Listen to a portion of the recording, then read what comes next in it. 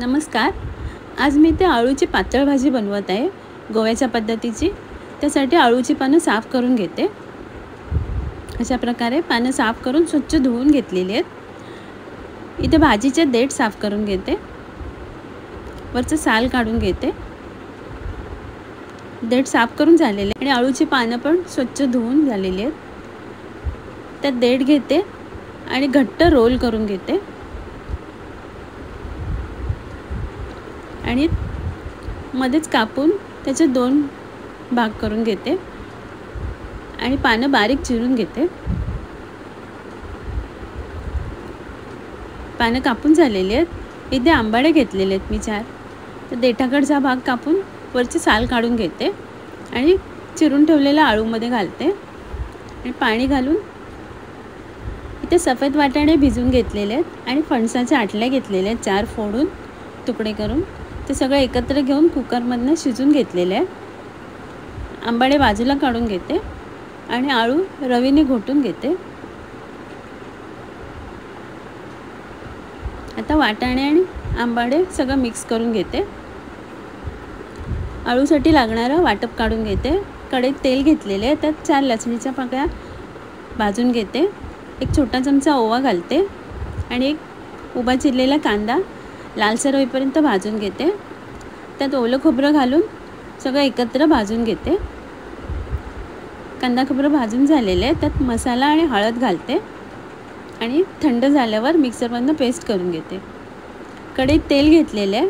त्यात फोडणीला 4 लसणीच्या पाकळ्या, राई आणि हिंग घालते. कढीपत्त्याची पानं घालून परतून घेते. त्यात शिजून घेतलेला आळू घालते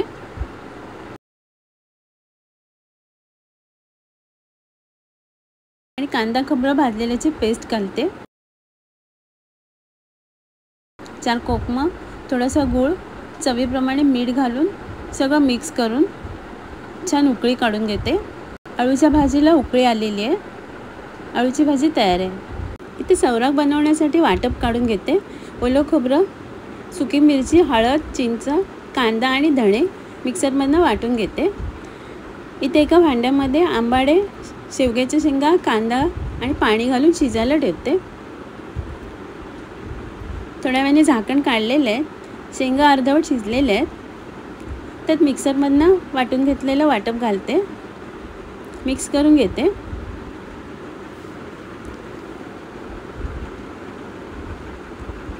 दोन हिरव्या मिरच्या घालते, चवीप्रमाणे मीठ आणि सगळं एकत्र करून उकळी काढून घेते. वाटपाला उकळी आलेली आहे. सौराक तयार आहे. इथे एक मोठा बटाटा घेतलेला आहे स्वच्छ धुवून. त्याची कापं काढून घेते.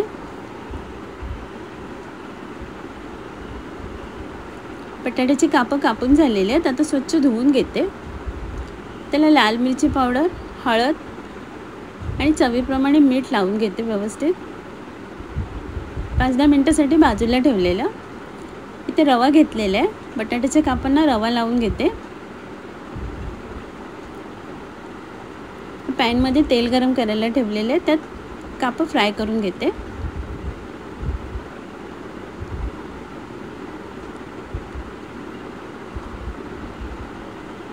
दोन्ही बाजूने छान कुरकुरीत होईपर्यंत फ्राय करून घेते. बटाट्याची कापं तयार आहेत. ते पॅनमध्ये तेल घेतलेले आहे. त्यात 2 सुक्या मिरच्या भाजून घेते. मिरच्या भाजून झालेल्या आहेत. आता काढून घेते.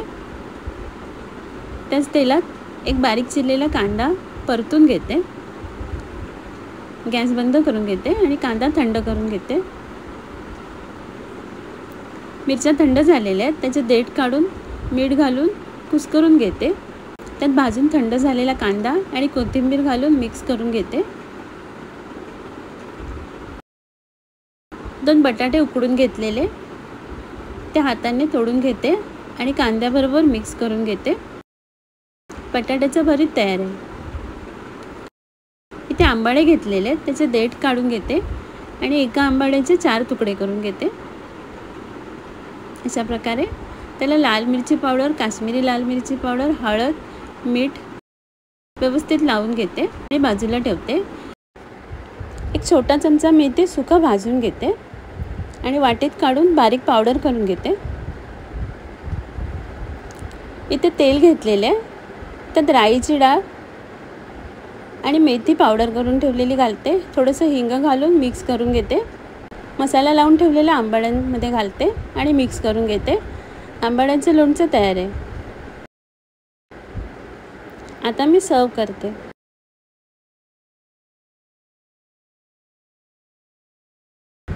आजचा व्हिडिओ पाहिल्याबद्दल खूप खूप धन्यवाद।